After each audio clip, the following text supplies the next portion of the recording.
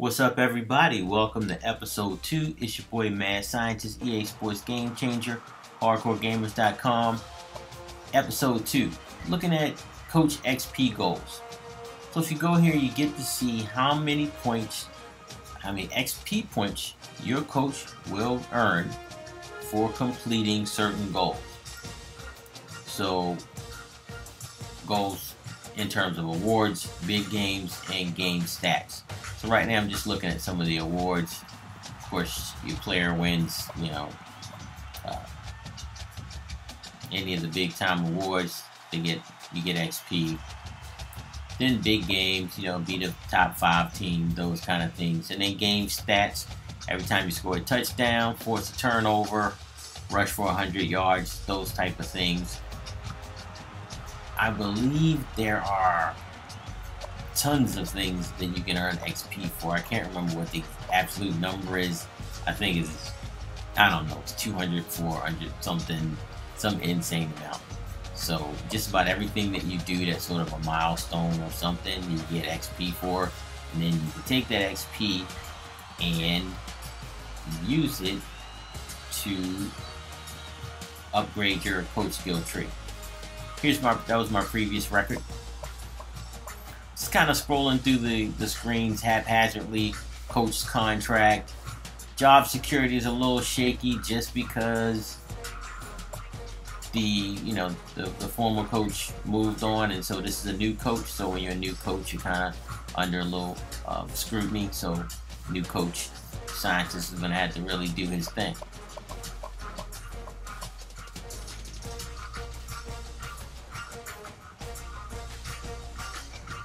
So of course we start off with a 0-0 record. There's a coach skills tutorial.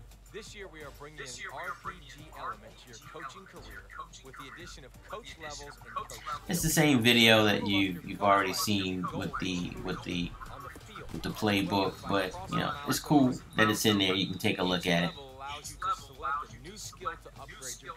But we're not going to look at the whole thing. I'm just kind of scrolling around right now. In online Dynasty, this is set by the commission. There are 4 coaching skill trees to choose from. Game management skills allow you to get your team prepped for Saturday and to give you a strategic edge on your opponent. Recruiting skills help you to get a leg up on the competition when going after that top prospect. Offensive and defensive skills help your coordinators get the most out of your players at game time.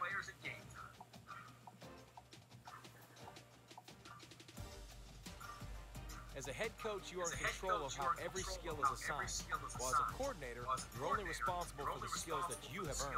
If you are having second thoughts about the skills you've unlocked, you will be able to reset your skills at the end of the season. Alright guys, so that's pretty cool. You can reset your skills. So say you apply them and you're not exactly sure you should have went that way up the tree, you can actually reset and go back, which is pretty cool.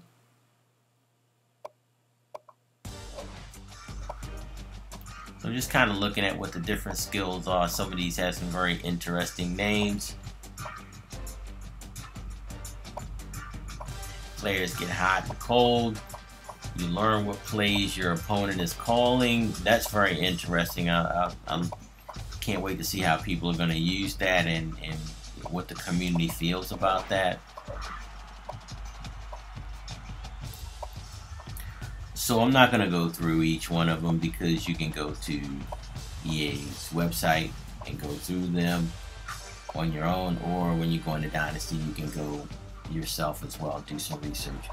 So what we're going to do right now is take a look at the depth chart of Oregon Ducks, and we're going to set this for the season. Of course you got to start number 8. He's the man. Now the other quarterbacks you have to try to figure out what to do with. Number 14 is the senior. He's the fastest one.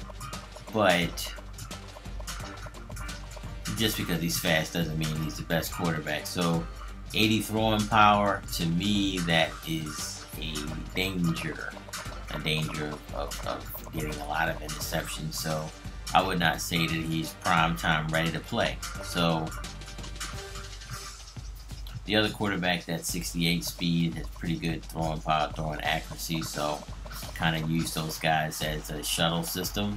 Want to run the option, maybe put the slower quarterback back in shotgun, throwing shotgun formations, something like that. Of course, we got a real fast running back, 98 speed. The rest of the guys they're decent. They're just not 98 speed. So of course he's going to have to start.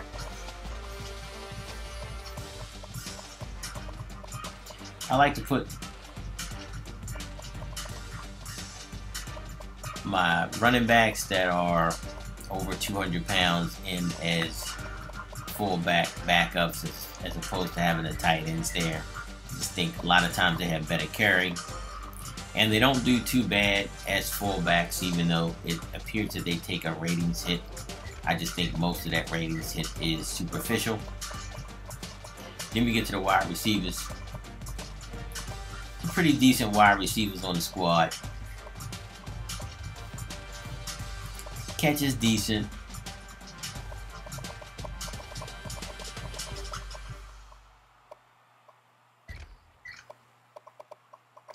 They got some okay speed. They're decent. They're decent. Now on my squad, I can't have a wide receiver that's 87 speed unless he's got some real good something, catching traffic or something like that. It's a real good possession receiver. So I'm just kind of looking through, making some changes, and I'll probably change just once or twice to see, give each wide receiver a chance to play and see, who will emerge in that starting 4 or 5 receivers.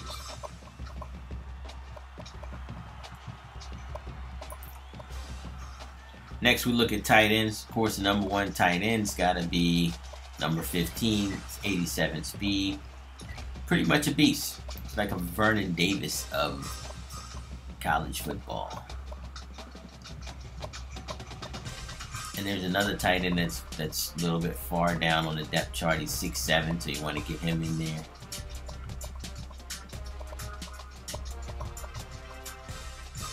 And the rest of the line is pretty serviceable.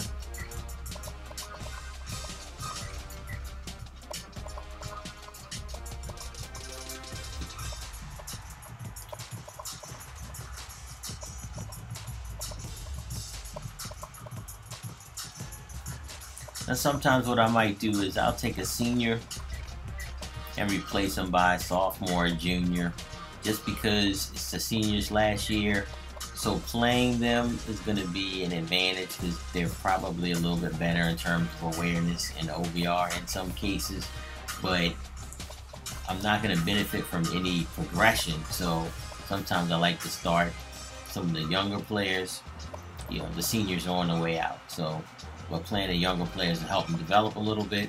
So I'll put them ahead of the seniors, even if they're not as good in terms of OVR, as long as they're serviceable, just to give them some reps on the field and get some better progression. So linebackers aren't too bad. You could use a little bit more speed in terms of the cornerbacks. So I'm kind of just moving them around right now, and of course I'll do some testing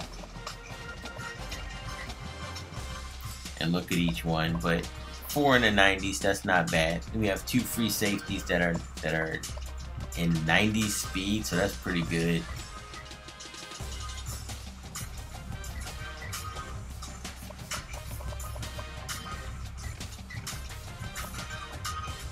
So what I'm doing here is just give me a little bit more speed.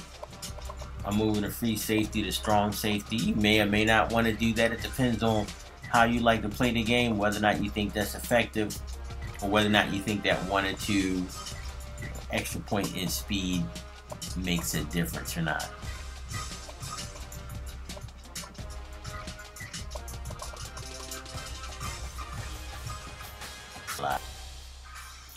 Alright, well that's just about it for episode 2. Episode 3 is on deck coming up. Stay tuned, look for it, subscribe, like, all those different type of things, I'd appreciate it. It's your boy, Mad Scientist, EA Sports Game Changer, Hardcore Gamers. I'm out.